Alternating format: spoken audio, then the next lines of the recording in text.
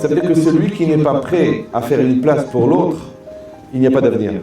L'espace que j'ai créé pour que l'immeuble existe, l'espace que j'ai créé pour que l'enfant existe, s'appelle le Makom. Maintenant, pourquoi Hachem il s'appelle Makom? Parce que c'est lui qui rend possible l'existence de tout. Sinon, on se relie à la source originelle des choses. Alors on comprend qu'est-ce que ça veut dire que Akadosh Baruch Hu, il donne. Maintenant, si moi en temps réel, je réfléchis, qu'est-ce que je suis en train de faire? Qu'est-ce que je suis en train de produire? Qu'est-ce que je suis en train de construire? Et que je regarde, qu'est-ce que la vie me propose? Mais c'est quoi la vie? La vie, c'est Hachem. Mais vous avez bien compris que le Makom, il est à l'intérieur de moi-même. Il faut que j'aille voir à l'intérieur. Maintenant, celui qui va changer à l'intérieur de lui-même, il est Shoni Makom, il change de Mazal.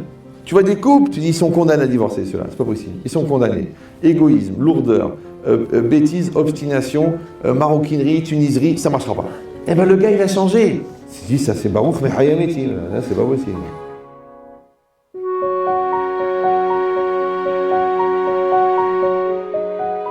C'est ce que c'est l'orgueil.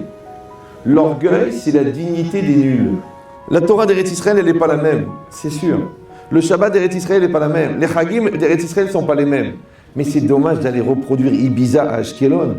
Mais vous savez qu'il y a à l'hôpital Hadassah, il y a un service pour le syndrome de Jérusalem. Vous savez ça? C'est des gens qui viennent, ils deviennent cinglés. Ils viennent au hôtel, trac, trac.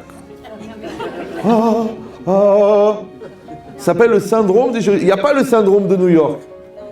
Le syndrome de l'Arc de Triomphe. Le syndrome de la goulette. Il n'y a pas, ouais.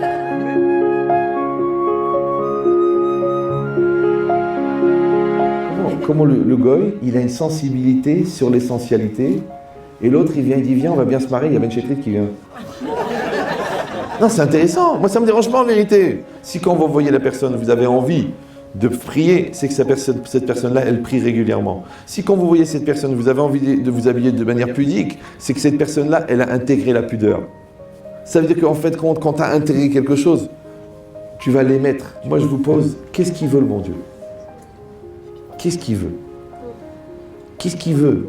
Toi, tu dis, wow, Hachem, on a le dôme de fer. Maintenant, tu vas faire le dôme du couteau.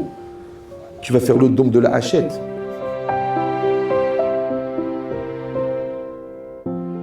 Et pas de dire, ah, celui-là, il n'est pas religieux, celui-là, il est religieux, il n'est pas religieux, celui-là, il est semblant d'être religieux. Non, non, non, non, chacun, pour lui, par l'autre. T'occupe pas de l'autre. Les reproches, tu te les fais à toi, et les compliments, tu les fais à l'autre. Tu vas gagner du temps. Maintenant, si tu crois au bien qui est dans le mal, tu vas bénir le bien qui est dans le mal, et le bien qui est dans le mal va se réaliser. C'est que si toi, tu es dans ton makom, de juif, parce que tu fais ce que tu as à faire, Akadosh Baruch Hu, automatiquement, il est élu dans son makom. Et lui, il a une chose à nous faire, Hachem. Il a une seule chose à nous faire. Il a à nous protéger, à nous donner, à nous apporter. C'est ça son but.